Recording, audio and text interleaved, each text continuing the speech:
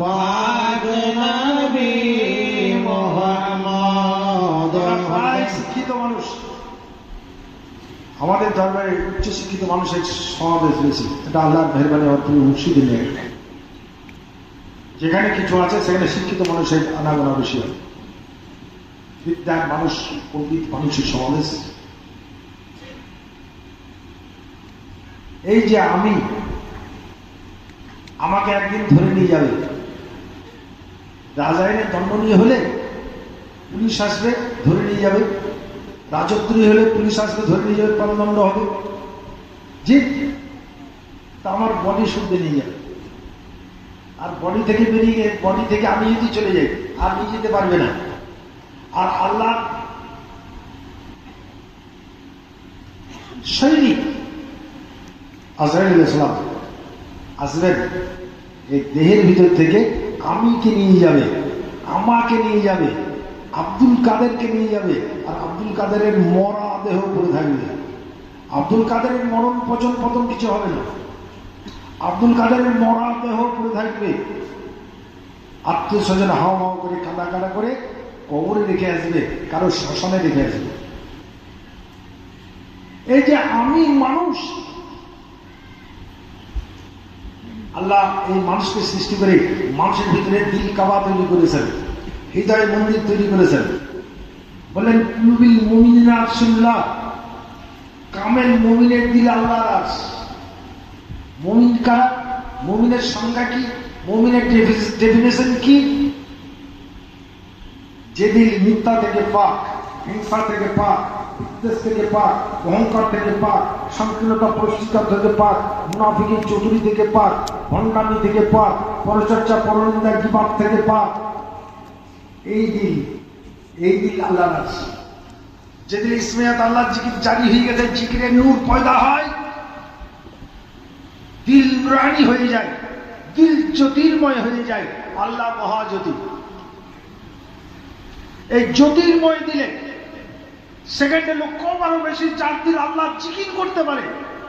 বন্ধুরে আমার, আল্লাহ রাসূল বললেন দিল জিন্দা হলে আর মরণ হবে না, দিল পাক হলে আর নাপাক হবে না। আমার হযরত গৌসুর রাহিম রহমাতুল্লাহ বলতেন, বাত করে কি বলতেন, এই দিল পাক করো, উপকরণ শিক্ষা দিতেন। এটা আমলের দ্বারা হবে না, কোন এলেমের দ্বারা হবে না, কোন আমলের দ্বারা হবে না। এটা spirit of Islam fighting force, spiritual power দরকার, আধ্যাত্মিক শক্তি দরকার, যাকে ফাইজিয়াম বলে। আল্লাহর ওলি দরকার, কামেল মুকামেল আল্লাহর ওলি দরকার, বেলায়েত প্রাপ্ত কামেল ওলি দরকার। সাইয়্যিদুজ জামা ফি কওমিহি কালান নবী ফি উম্মাতিহি। বেলায়েত প্রাপ্ত কামেল ওলি রাসূল সদৃশ হওয়াও নবীর মতো কাজ। খায়ের ওই আল্লাহর সঙ্গে সম্বন্ধ,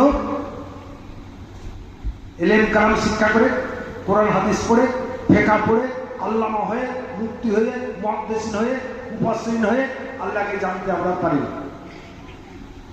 কারণ আমাদের যে এলেম এটা বাহ্যিক, আমাদের যে এলেম এটা স্থূল, আমাদের যে এটা জাগতিক, এটা আধ্যাত্মিক না, এটা আত্মিক নয়, এটা স্থূল, এটা সূক্ষ্মাধিক সূক্ষ্ম নয়।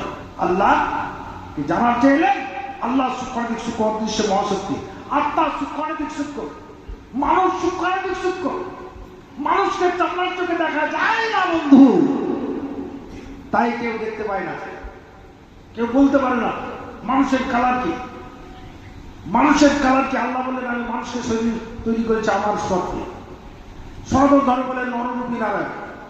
আল্লাহর মতো মানুষের মধ্যে কোন জায়গা আছে যেটা আল্লাহর মতো?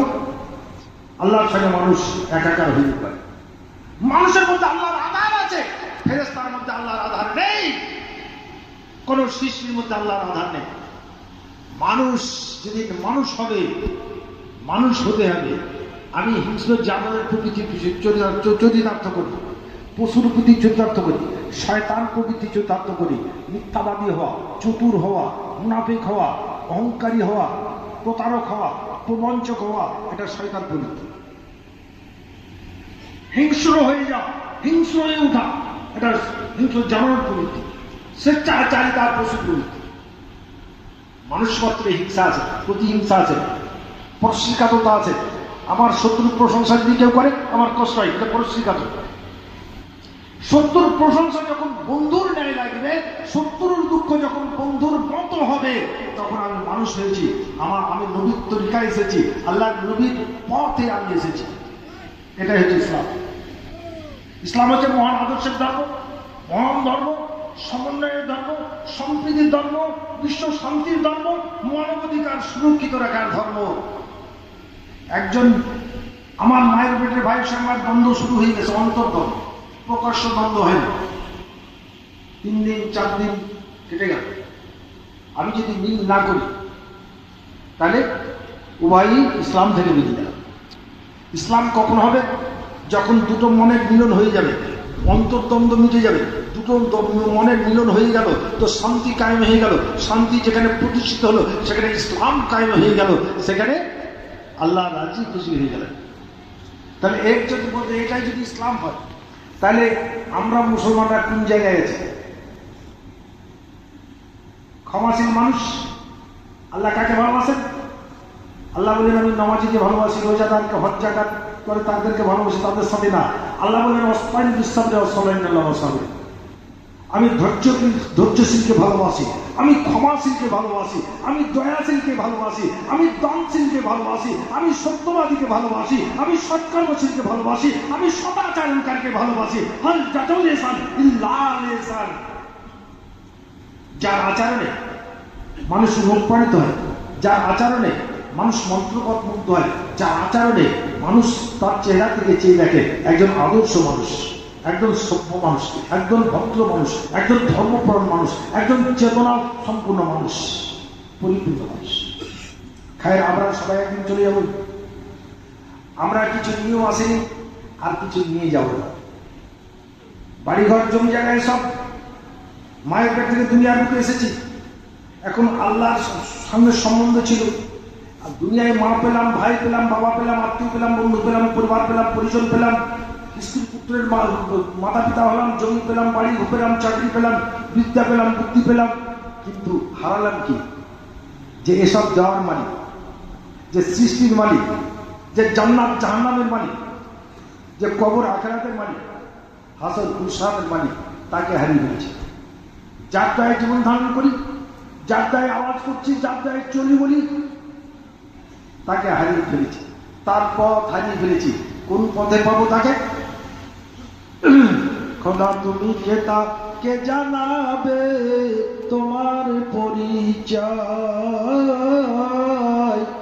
খোদা তুমি কে জানাবে তোমার পরিচয়, কোন পথেতে গেলে চলে দয়াল বলো তোমার দেখা মিলে, কারে সদাই কে বা বলে জিজ্ঞাসার লোক পাই কোথায়, খোদা তুমি কে জানাবে তোমার পরিচয়। আলেমের মুখ খেতে শুনি দয়াল খাও না তুমি দানা পানি, তুমি দানা তুমি পানি, এ তত্ত্ব বোঝা দায়, খোদা তুমি কে জানাবে তোমার পরিচয়। আল্লাহ